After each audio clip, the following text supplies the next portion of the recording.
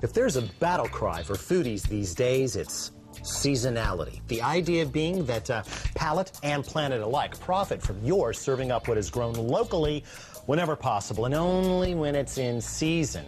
Of course, carrying through on this mission is not easy for Americans who have grown accustomed to having a steady supply of everything all the time. Unlike our grandparents, most of us lack the necessary canning skills to capture the seasons, and our freezers are too crammed with pizzas and popsicles for serious putting up.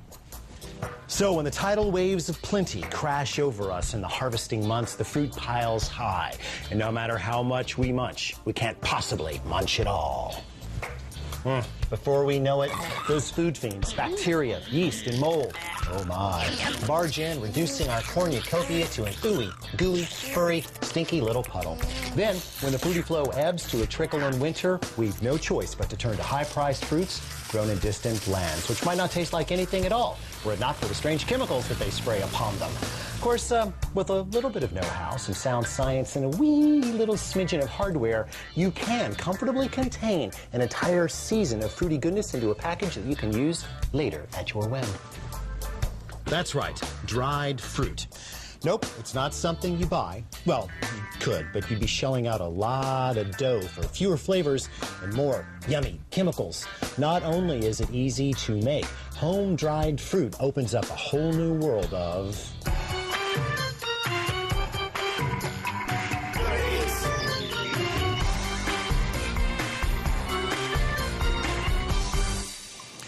It isn't surprising that fruit goes bad as quickly as it does. I mean, sure, there's some acidity here and there to preserve, but mostly we're talking about sugar and a lot of water, which provide microbial beasties a perfect breeding and feeding ground. Plums, 80% water, peaches, 89, figs, 78%, strawberries, 90, apples, 84, bananas, 76, and the eponymous watermelon, 92% water. Now, with proper drying, we can reduce that moisture to 10, maybe 20%, while inversely increasing the sugar to the point where it actually becomes a threat to microbes through increased osmotic pressure. But getting this down to this is not simply a matter of aqua absentia. Don't believe me? Ask a mummy. When it comes to dehydrating, no one has ever beat the mummy makers of ancient Egypt. They knew that the real key to keeping a newly deceased pharaoh or pharaohette rot-free wasn't exposure to the arid climate, but rather proper prep. Now, obviously, we don't need a series of clay jars for the liver, lungs, intestines, and stomach because fruits, thankfully, do not possess these organs, nor do we require the use of this device because fruits don't have brains or noses to pull them out of. And that means that we don't need piles of sawdust or tree resin or hay to put in the head cavity because... But before wrapping in 1,000 yards of linen, royal remains would be soaked in a form of sodium carbonate related to lye called natron for 40 days. This pulled moisture out of the, customer and changed the pH so that the body would be unappealing to bacteria. Although modern commercial fruit embalmers don't usually employ natron, they do use an equally ancient and mystical substance. Sulfur.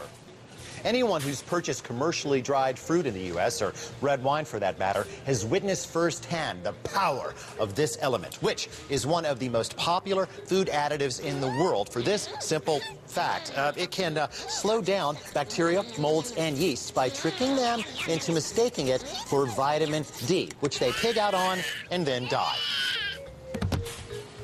Sulfur can also slow the rancidity of fats by halting oxidation, the rather violent process by which certain less stable molecules steal electrons from other molecules. Oh, and it also can shut down the enzymatic engine that makes cut fruits turn brown. Clean up on aisle 6. Yeah. Taking the preservative power of sulfur into your own hands is a simple, albeit stinky, proposition. The internet is full of websites giving instructions for this sort of thing. Most of them call for stacking up cooling racks or oven racks lined with the fruit, outside of course. Then you place some kind of heat-proof vessel underneath. You add a little pharmaceutical or food-grade sulfur. You light the sulfur. It burns pretty easily. And then you just slap a cardboard box on top of it. It's a fumigation rig or smoking rig. Of course, course, you could also just dip the fruit in any number of sulfur-based solutions, and that is what is done to most commercially dried fruit. The problem is that a lot of folks, especially asthmatics, are prone to sulfur and sulfite allergies, which can be sudden and severe. So that leaves us with a question. What might we have in the pantry that bacteria don't like, that contains antioxidants, and that can interrupt enzymatic action? Ascorbic acid, or vitamin C, would certainly do the job, but it is extremely bitter even in small doses. The acidic acid in vinegar would do in a pinch, but its distinctive pungency would be as overwhelming as the vitamin C. Citric acid is almost as powerful an antioxidant as the ascorbic variety, and it is available in powdered forms in many megamarts. Of course, citric acid may already be in your kitchen in sufficient amounts. To compose your very own batch of antibacterial, anti-aging dried fruit dip, squeeze enough lemons to get a cup of fresh squeezed juice. And don't worry about taking out the seeds and the pulp and all that.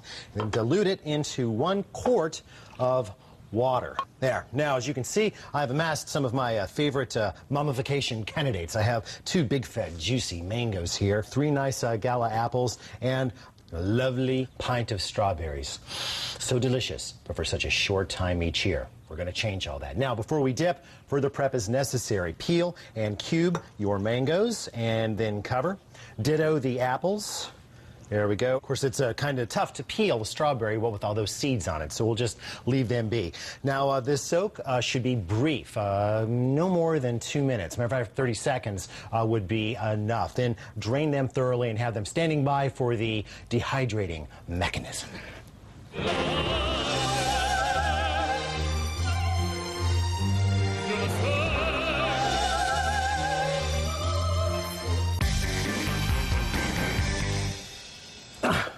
Oh, I have a deep personal disdain for food dehydrators. It's not just that they're all unitaskers, which they are, but 99% of those on the market are little more than just cheap heaters attached to the back of cheap plastic boxes. But at the very worst, they don't work at all. At the very best, they cook as much as they dehydrate the food, and that creates a completely different type of flavor and texture, one that we don't want. Now, remember, our goal is to remove about 75% of the liquid in a reasonable amount of time with as little heat as is necessary. Now, if you're a fan of this show, you may remember the Blowhard 5000, which we have employed to dry herbs and beef jerky. It is a simple hack requiring nothing more than a box fan and for cellulose rather than fiberglass heater or furnace filters. Now, you can get these at your local hardware store. They're extremely cheap.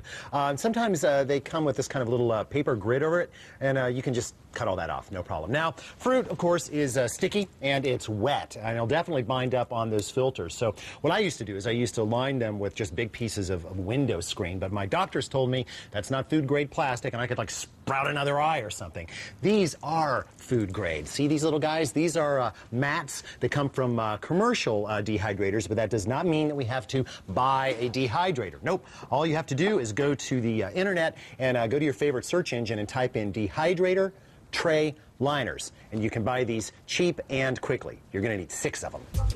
Now, here's how I build it. 1 filter goes on the fan so that the ridges will be parallel to the floor when standing upright. The first mat of fruit goes down, another mat goes on top to sandwich for safety, and then another filter for proper airflow. Now, I'm only going to build this one 3 stacks high. I've tried 4, but generally that's so many filters that the airflow is impeded so much that that last layer on the outside does not dry properly.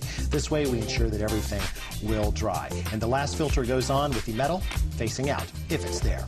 Next, a couple of bungee cords to hold those filters in place. Don't stretch them too tight. They could pop and, I don't know, knock your teeth out. Be careful.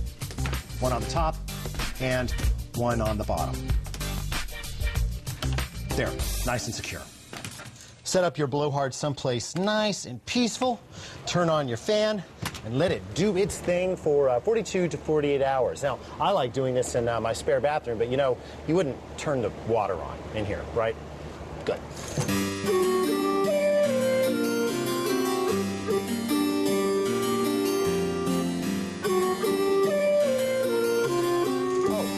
By the way, if you have an aversion to, say, I don't know, bungee cords, or you want the option of drying larger hunks of fruit, say, I don't know, halved figs or apricots, you're going to have to bring a little bit of heat to the party. It's not that the blowhard won't do the trick, it's just that it'll take a really, really, really long time, during which small little nasty things might come to munch, if you get my drift. The problem with oven drying fruit is that ideally we're looking for, say, 115 to 125 degrees Fahrenheit. Most ovens can't cruise below about 170. One solution would be to simply load up your mats with dipped fruit and put them on the racks here, or you could even skip the mats and go with just cooling racks. That would be okay. And turn the oven onto its lowest setting and crack the door about that wide. You would get the job done, but it would be an amazing amount of energy waste involved, and that kind of waste just doesn't really go with the whole home drying thing. Luckily, we have alternative heat sources. Of course, you could just take the easy bake route and stash a bunch of light bulbs in here and crank them up. They would certainly dry the fruit, but they would waste a lot of energy again, and light destroys certain nutrients like vitamin A.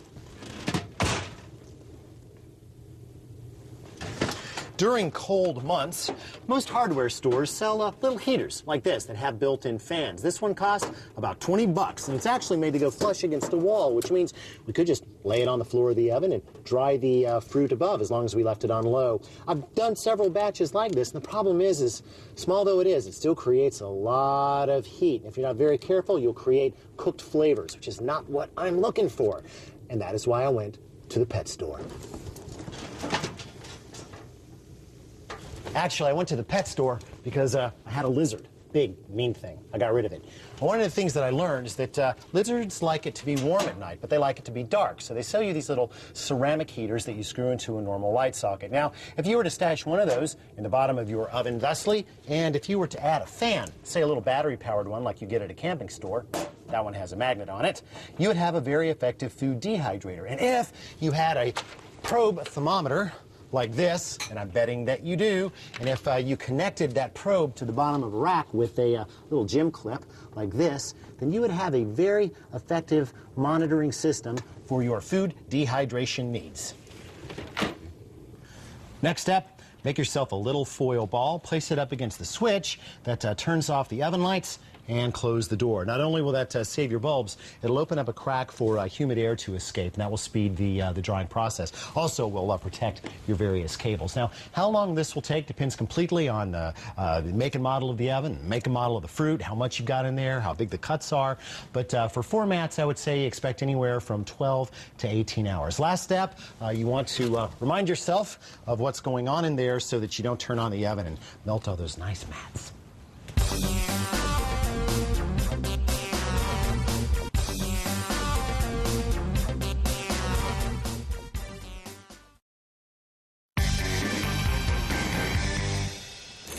Well, it is time to harvest our dried fruit.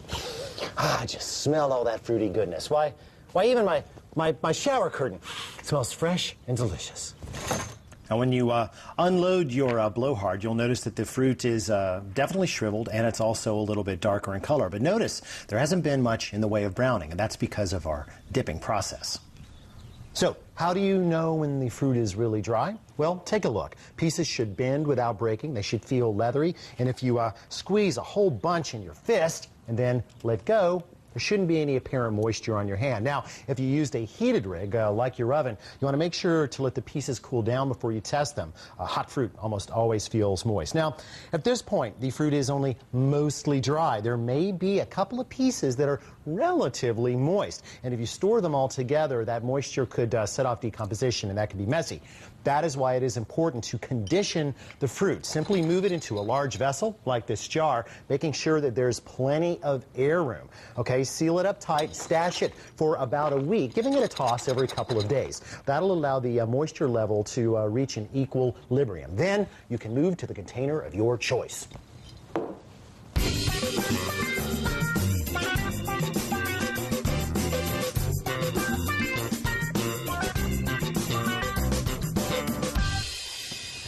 sealed in jars, freezer bags, or other airtight containment and kept in a cool, dark, dry place like this, your goods should keep for up to 6 months. Easy. Now, when it comes time to calculate storage space, keep in mind that 12 to 14 pounds of fruit can easily be reduced down to, well, 2 to 3 pints. So, now that we have it, what do we do with it? Well, dried fruit is called for in thousands of different recipes in both dry and cooked form. I have a favorite recipe in both categories, and they're both ridiculously simple. What you got there? Some peanuts, some chocolate chips, some bitter stuff, and that something gets stuck in your teeth. What about you? Mummified version of oatmeal with some old hiking boot cut up in it. It's fruit. And it's impossible. Hi, hikers. What you munching? Trail mix. You know, for energy. Ooh, that's disgusting. Look, maybe you should try a little bit of my special mix. I think you'll find it's a little bit better. Go ahead. There you go. Wow. Tastes so fruity. Can you get this in stores? No, you can't, and you can't have any more of that either. But you know what I will do is I'll help you to make a little batch of your very own. Here, hold this bag thusly. I think I got everything we need right here someplace. First, we've got the fruit. We've got 7 ounces by weight. It's about 3 cups of home-dried fruit. I'm using apples, mangoes, and strawberries, but that's just me. Here, next up, some mixed nuts, about a cup. I'd say that's 5 ounces or so. And, a cup, 3.5 ounces of granola. There you go. Just seal it up, mix it up, and enjoy. That stuff's not just good, it's good for you. Oh, yeah? How good? Well, since their nutrients are concentrated, each handful of dried fruit delivers a basket full of nutrients, minerals, and plenty of vitamins, not to mention phytochemicals such as chlorogenic and neochlorogenic acids, which help slow the progression of heart disease. And don't forget about the fiber, which helps to keep things moving, you know? Speaking of moving, we should get moving. We don't want him to catch up. Oh, yeah, probably so. Listen, bye. Hey, what about your trail mix? Keep it. You're gonna need it.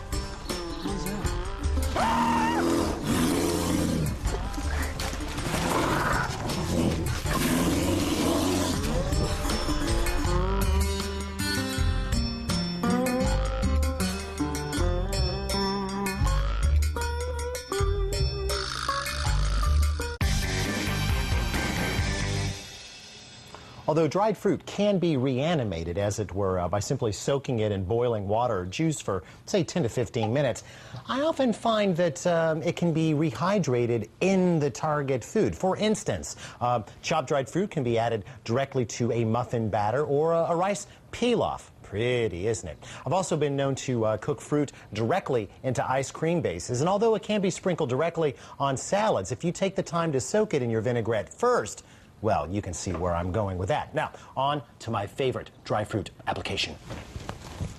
Actually, it's not one dish, it's two. It's two. Two compotes in one. One savory, the other sweet. On the savory side, 8 ounces of combined dried apples, pears, and apricots.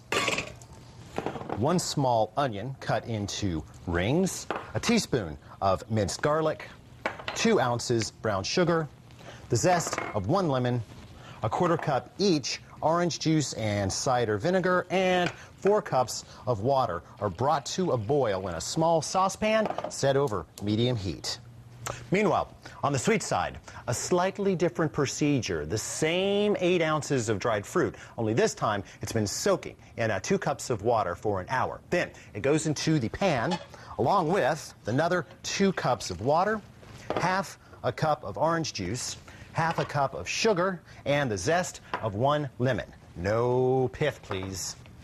When the mixture comes to a boil, reduce the savory side and the sweet side to a simmer. Then add 1 cinnamon stick, one whole clove, and in the case of the savory, a teaspoon of ground rosemary. Simmer 40 minutes, stirring occasionally until the fruit is soft and the mixture is thickened. Then remove from the heat and serve hot or cold. Our savory compote lives to serve grilled foods. Pork chops, chicken, and light-fleshed fish are especially nice, but so is venison. But that's another show. I hope. The sweet compote can be liberally applied to cakes like Angel Food and Pound, ice cream, vanilla is nice, yogurt if you're feeling healthy. If you want to get a little crazy, cut out a few rounds, about yay, of puff pastry dough. Put about a tablespoon of the compote in the middle, fold it over, seal with a fork, poke some holes in the top, brush with an egg wash, just egg mixed up with a little water, and bake at 375 for 25 minutes. You'll have yourself a nice little pocket pie. Delicious.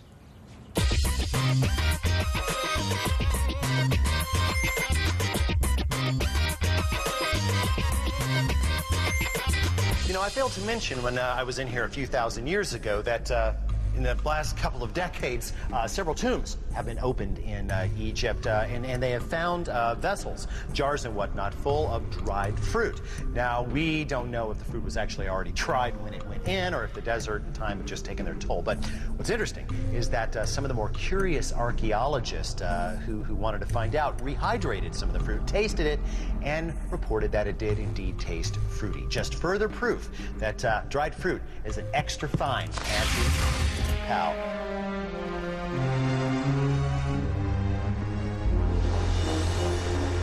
See you next time on Good Eats.